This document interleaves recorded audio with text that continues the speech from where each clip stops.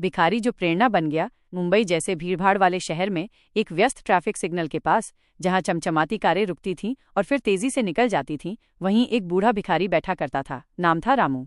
रामू की त्वचा धूप से जली हुई थी, कपड़े इतने फटे कि पहचानना मुश्किल था, और उसके हाथ हमेशा फैले रहते थे, भीख के लिए, रोटी के लिए, दया के लिए।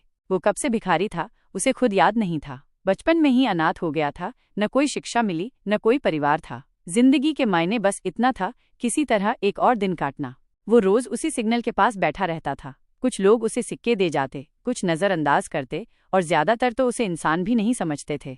एक मुलाकात, एक बरसात वाले दिन, जब रामू एक प्लास्टिक शीट के नीचे भीगने से बचने की कोशिश कर रहा था, एक छोटा बच्चा उसके पास आया। वो स्कूली यूनिफॉर्म पहने था और कंधे पर बैग लटकाए हुए था। हाथ में एक स्टील का टिफिन बॉक्स था। अंकल, उस बच्चे ने कहा, मम्मी ने बोला है कि आपको मेरा लंच दे दूं। रामू हैरान रह गया। उसने टिफिन खोला, 2 रोटियां, थोड़ी सब्जी और एक मिठाई। उसके लिए ये एक राजा का भोजन था। धन्यवाद बेटा, रामू ने कहा भावुक होते हुए। तुम्हारा नाम क्या है? आरव। बच्चा मुस्कराया और स्कूल बस की तरफ दौड़ गया।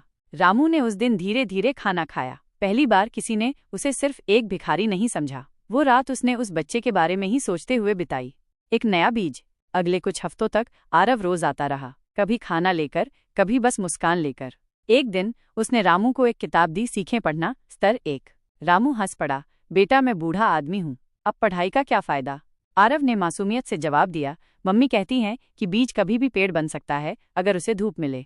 उस रात रामू ने किताब को पहली बार गंभीरता से देखा। उसे अक्षर चींटियों जैसे लगे, पर दिल में एक हलचल थी। एक बच्चा उस पर भरोसा करता था। क्या वो खुद पर भरोसा कर सकता था? अगले दिन से उसने कोशिश शुरू की। राह चलते लोगों से अक्षर पूछने लगा। ज्यादातर ने अनदेखा किया, लेकिन कुछ रुके, मुस्कराए और सिखाने लगे। एक कॉलेज छात्रा रोज कुछ देर उसे पढ़ाने लगी। धीरे धीरे रामू ने अक्षर पहचाने, फिर शब्द, फिर छोटे वाक्य। लोग हैरान होने लगे, एक भिखारी पढ़ रहा है। बदलाव की राह। अब रामू सारा दिन भीख नहीं मांगता था, दिन का कुछ हिस्सा पढ़ने में बिताता। उसने एक दिन लिखा, मेरा नाम रामू है। जब उसने ये वाक्य आरव को दिखाया तो वह ताली बजाने लगा। अब रामू ने पास के चाय वाले की मदद करना शुरू किया, गिलास धोना, चाय बांटना। बदले में उसे खाना और थोड़ा पैसा मिलने लगा। चाय वाले ने देखा कि रामू मेहनती है, उसने उसे कुछ और काम देना शुरू किया। एक दिन एक महिला जो अक्सर उस सिग्नल से गुजरती थी, रुकी और रामू से बोली, आप वही हैं ना जो पहले भीख मांगते थे? हाँ मैडम, रामू ने मुस्कराकर कहा, लेकिन अब नहीं मांगता, अब काम करता हूँ। महिला मुस्कराई, बहुत प्रेरणादायक है। अगले दिन वो वापस आई और रामू को अपने छोटे से पुस्तकालय में सफाई का काम ऑफर किया। काम के दौरान रामू को किताबें पढ़ने का मौका भी मिलता। अब किताबें रामू की दुनिया बन गईं। किताबों की ताकत। रामू ने अब गांधी, अंबेडकर, कलाम और दुनिया के अनगिनत प्रेरणा स्रोतों के बारे में पढ़ा। उसने एक छोटी डायरी खरीद ली और रोज अपने विचार लिखने लगा। कुछ सालों में रामू पूरी तरह बदल गया। वो अब एक सम्मानजनक व्यक्ति था, जो पढ़ा लिखा था, काम करता था और बच्चों को प्रेरित करता था। स्कूलों में उसे बुलाया जाने लगा। बच्चे उसकी बातें ध्यान से सुनते थे।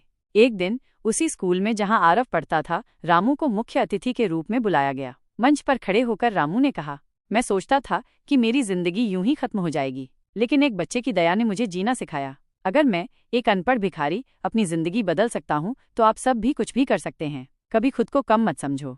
तालियों की गड़गड़ाहट गूंज उठी। रामू की आंखों में आंसू थे और सामने पहली पंक्ति में बैठा आरव गर्व से मुस्करा रहा था। रामू की कहानी से सीखें। 1. बदलाव कभी देर से नहीं होता। रामू ने उम्र के उस पड़ाव पर पढ़ना शुरू किया जब ज्यादातर लोग रिटायरमेंट की सोचते हैं। फिर भी उसने जिंदगी को नए सिरे से जीना सीखा। 2. दया की शक्ति। एक बच्चे की दया ने रामू की जिंदगी की दिशा बदल दी। छोटे काम भी बड़ा असर कर सकते हैं। 3. भरोसा। जिंदगी बदल सकता है जब किसी और को आप पर भरोसा होता है, तो आप खुद पर भी भरोसा करना सीखते हैं।